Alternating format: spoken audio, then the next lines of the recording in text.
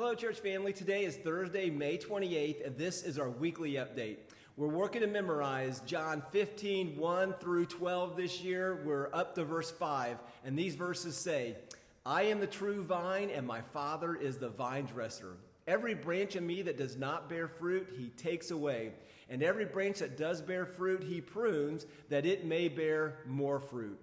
Already you are clean because of the word I have spoken to you. Abide in me, and I in you.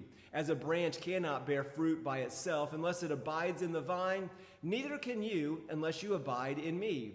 I am the vine, you are the branches. Whoever abides in me and I in him, he it is that bears much fruit. For apart from me, you can do nothing. These verses, again, are what we want to be about as believers. We want to see God help us to be fruit-bearing Christians. And the only way we can do that is by lovingly depending on Jesus, remaining in him. So I encourage you, church family, to be working on these verses, remembering that apart from Jesus, we can do nothing, which would cause us then to cling tightly to him. Well, this week we have a handful of birthdays. Today is Butch Ridges. The 30th is Linda Ridges. The 31st is Luke Franzines. And then June 3rd is Bill Lewis's. So happy birthday to all of you. Well, coming up tomorrow on Friday, May 29th, there's lunch at the Beef House to celebrate birthdays and anniversaries for May. If you'd like to participate in that, contact Kay Lamb, and she'll get you all the details so you can meet together and enjoy that time together. Also, coming up this Sunday, May 31st at noon, we're going to have a picnic at Milligan Park. We're going to meet at the Upper Shelter House. It's a pitch-in meal, so bring some stuff to share together, and we will then enjoy our meal together. So I encourage you to check out the weekly update for some information on that. Also, we want to encourage you to check out our sign-up sheets. We have sign-up sheets on the bulletin board in the church for soccer camp and also for Strawberry Festival. We have several slots on Saturday that need filled for Strawberry Festival. What we do on that is we're letting the community know we're here. We use it to promote soccer camp, but it's really about letting the community know that Eastside Baptist is here, that we want to be an asset to our community.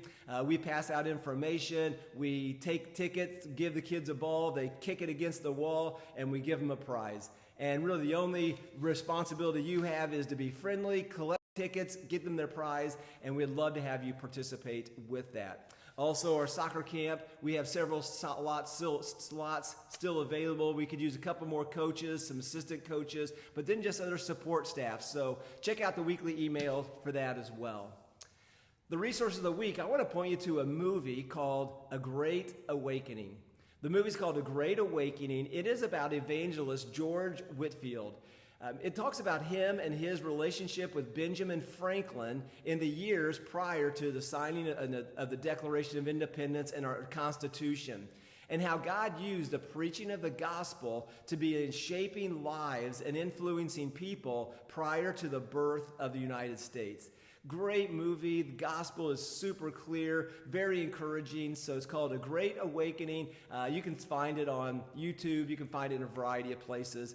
Just search A Great Awakening George Whitefield movie. Coming up Sunday, we're going to talk about what do you do when you're in a desperate situation and God seems silent. We're going to study the dark and sober text of 1 Samuel chapter 28.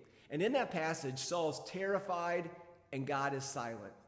In response, he turns to a woman to communicate with the dead. Well, Sunday morning, we're going to learn how we can remain in loving dependence on Jesus even when we're in a desperate situation and God is silent. So look forward to sharing that with you on Sunday morning. And our verse of the day ties with that. Psalm 56, 3 and 4 says, When I am afraid, I will put my trust in you.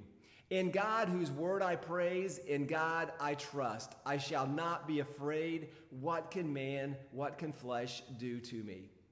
Good reminder, when I am afraid, I will put my trust in you. That's a good truth to be reminding ourselves, telling ourselves these truths so that we press on with confidence in our Lord. Well, church family, those are the announcements for this week. Look forward to seeing you on Sunday. Have a fantastic rest of the week, and may God bless you.